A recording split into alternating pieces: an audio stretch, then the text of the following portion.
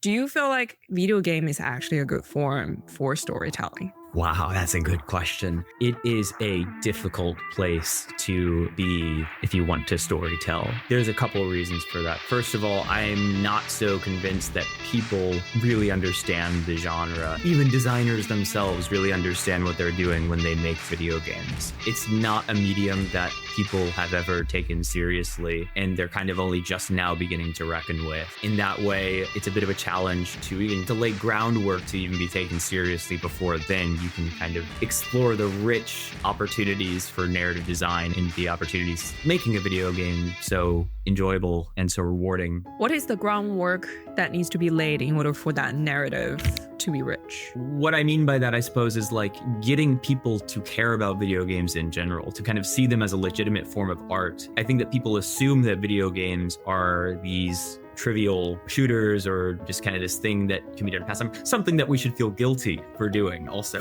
Like there's all this guilt that's wrapped up in playing video games. Before I even talk about the artistry and before I even talk about like why they're important, I have to kind of engage people still struggle to actually meaningfully endeavor them. That's one difficult part of storytelling through a video game, is just feeling like you're creating a legitimate form of art, realizing that's what you're doing, and then getting other people to realize that as well. But I think it's immensely important that people engage with video games. That's like my whole shtick. That's like all I try to do all the time, is try to get people to realize that video games have made me just sob in ways that I have never, ever cried before. It's a really powerful kind of thing because, you know, the level of identification that you feel with an art that, again, you feel like you are making autonomous actions in. One of the really trippy things about playing a video game, especially like a first-person video game or with a really strong emotional kind of arc, is this kind of like weird subconscious thing that happens when you and the character kind of merge. And that can't really happen in the same way with any other medium, right? Like